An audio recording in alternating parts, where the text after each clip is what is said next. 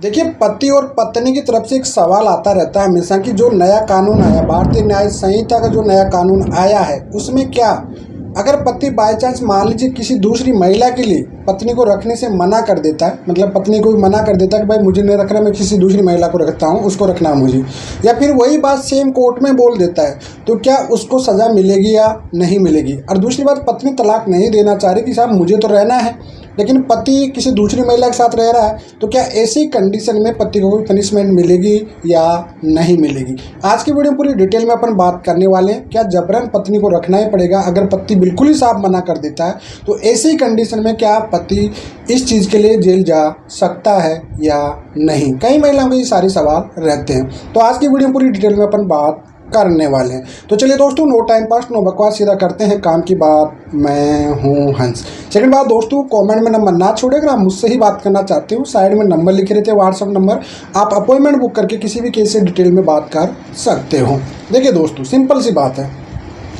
पहली बात तो देखिए, जो आर्टिकल्स होते हैं, जी हाँ, अनुच्छेद होते हैं, आर्टिकल 21 देखिए फंडामेंटल ऑफ राइट होते हैं, जी हाँ, वो आपके एक मौलिक अधिकार होते हैं। आपको एक बेसिक चीज़ से मैं आपको समझाना चाहता हूँ, जी हाँ, मतलब आपके वो फंडामेंटल राइट का वायलेंस नहीं होना चाहिए। साथ ही एक आपकी कहते हैं कि चॉइस है, जी हाँ, जबरन ये कंपलसरी नहीं है कि आपको शादी करना ही है। इस वजह से सबसे पहली बात तो जो एक बाउंडिंग है कि नहीं, शादी कर लिया तो पत्नी को रखना ही पड़ेगा, ऐसा कुछ भी नहीं है।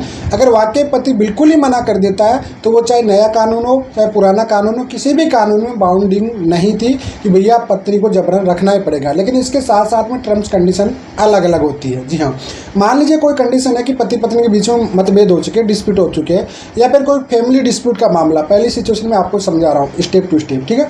तो उस कंडीशन में पत्नी फाइनली सोच ले कि यार बार बार मायके की जाती रहती है, बार बार ये करती रहती है, परेशान हो गया, झूठे केस करती है, 112 में पुलिस बुलाती है, वगैरह वगैरह जो भी चीज़ है। आखिरी वो कह देता कि अब मुझे पत्नी को रखना नहीं, चाहे जो भी केस करिए फांसी पे चढ़ा दे।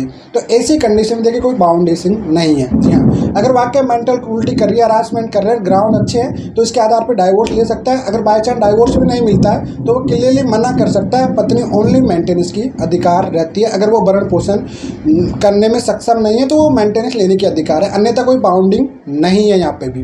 दूसरी कंडीशन एक और आ जाती है यहाँ पे, जो कि ज़्यादातर महिलाएं पीड़ित है इस चीज़ से कि साहब मेरा पति कोई दूसरी वाली महिला रख रहा है, जिसको सिंपल भाषा में बोलते हैं रखेल। जी हाँ, मतलब रखेल महिला रख रहा है, तो उस कंडीशन में क्या कोर्ट मुझे रहने का अधिकार देगा या नहीं दे रहा, जबकि रखेल की वजह से मेरा पति मुझसे डाइवोर्स लेना चाहता है। सिंपल सा सवाल रहता है, ठीक है, जबकि मुझे तो साथ में रहना है।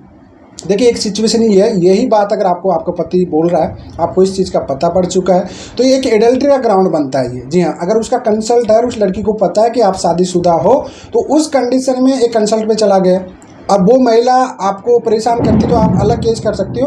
अन्यथा अगर उसको आपको आपकी कुछ भी आपको कोई वगैरह कुछ नहीं करती पत्नी को, तो आप कुछ भी नहीं कर सकते हो। तो ये एडल्ट्री में चला जाता है। जी हाँ, अब अभी ये एडल्ट्री में चला जाता है तो कोर्ट आप कितना ही कहो, भले ही आपको डाइवोर्स नहीं मिलेगा, पति को डाइवोर्स नहीं मिलेगा, लेकिन ऐसी कंडीशन में कोर्ट आपको रहने का अधिकार भी नहीं देगा। जी हाँ, क्यों? क्योंकि इस सिचुएशन में क्राइम बढ़ने का ज़्यादा होता है। तो यहाँ पे जो रखेल है उसके पास ज़्यादा पावर चला जाता है वहाँ पे, कुल मिलाकर ये होता है। जी हाँ, क्यों? क्योंकि देखिए कोर्ट ये मानता है जब भी कोई एडल्ट्री का मामला आता है तो इसमें ये समझ आता है कि जो इंसान प्रॉपरली थर्ड पार्टी के पास जा चुका है, तो अब पत्नी इसका ग्राउंड बनाए तो एडल्ट्री ग्राउंड पे आप चाहो तो डाइवोर्स ले सकती है। लेकिन पत्नी नहीं चाहती कि यार मुझे तो नहीं रहना, मेरी शादी को 10 साल 15 साल ये चीज़ हो गई।